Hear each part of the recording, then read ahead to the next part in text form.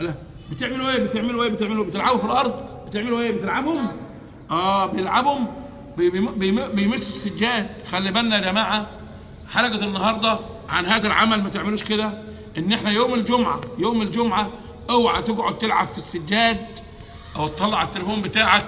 والله العظيم انا مره شفت واحد بيصلي الجمعه وفتح التليفون وعمال يفرج في الفيسبوك. طبعا في الفيسبوك يبقى كده صلاه باطله.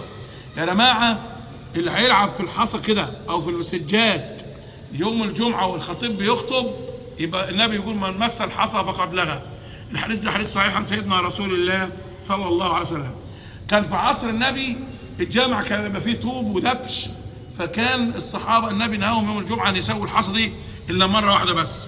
وفي الحديث عن سيدنا رسول الله صلى الله عليه وسلم قال رسول الله: لا تمسح الحصى وأنت تصلي، لا تمسح الحصى وأنت تصلي، فإن كنت لابد فاعلا فواحدة تسوية الحصى.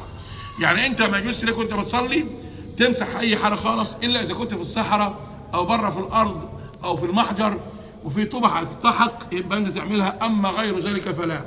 وأيضا حديث عن سيدنا رسول الله عن جابر رضي الله عنه قال: سألت النبي صلى الله عليه وسلم. سيدنا جابر بيسأل سيدنا رسول الله، بيقول: سألت النبي صلى الله عليه وسلم عن مسح الحصى.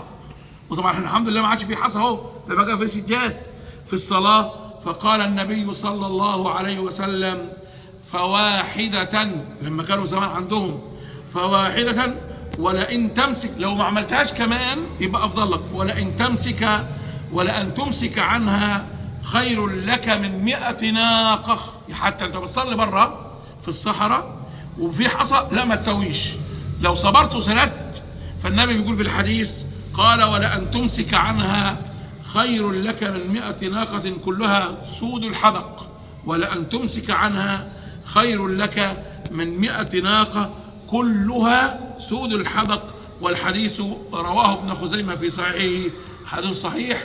يبقى يوم الجمعة يا جماعة ما عادش لنا عذر، حتى اللي بيصلي بره في منجم او ما شابه او في الصحراء برضه حاول بقدر الامكان ما فيش اي مسح للحصى.